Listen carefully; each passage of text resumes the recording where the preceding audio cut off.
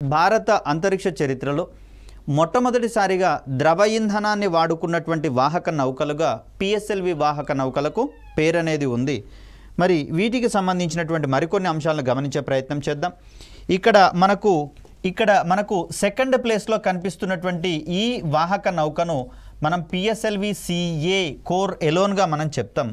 ఇక్కడ మొదటి దశలో ఉన్నటువంటి ఈ మోటార్ ఏదైతే ఉందో ప్రధాన ఇంజిన్ లేదా కోర్ ఇంజిన్గా మనం చెప్తూ ఉన్నాం. మరి ఈ కోర్ ఇంజిన్ చుట్టూతా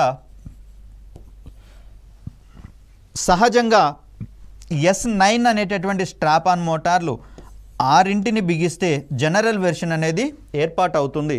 ఈ 6 S9 స్ట్రాప్ ఆన్ మోటార్లను తొలగించినట్లయితే మనకు ఏర్పడేటటువంటి పిఎస్ఎల్వి రూపాన్ని మనము ఈ కోర్ ఎలోన్గా చెప్పుకుంటూ ఉంటాం.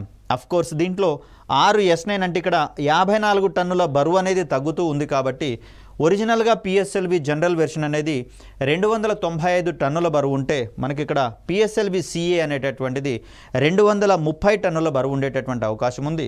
మొత్తంగా 2,30,000 కిలోల బరువైనటువంటి వాహక నౌకగా మనకు పిఎస్ఎల్వి సిఏ అనేది కనిపిస్తుంది. ఇది కూడా మిగిలిన కాన్ఫిగరేషన్స్ అన్నీ సేమ్ ఉంటాయి. అంటే స్ట్రాప్ ఆన్ మోటార్ల సంఖ్యలో తేడా, మొత్తంగా దాని యొక్క బరువు మాత్రమే తేడా ఉంటుంది.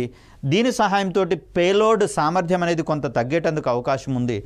మిగిలినటువంటి డైమెన్షన్స్ అంటే ఎంత ఎత్తు ఉంటుంది, ఎంత డయామీటర్ ఉంటుంది, అదేవిధంగా ఇక్కడ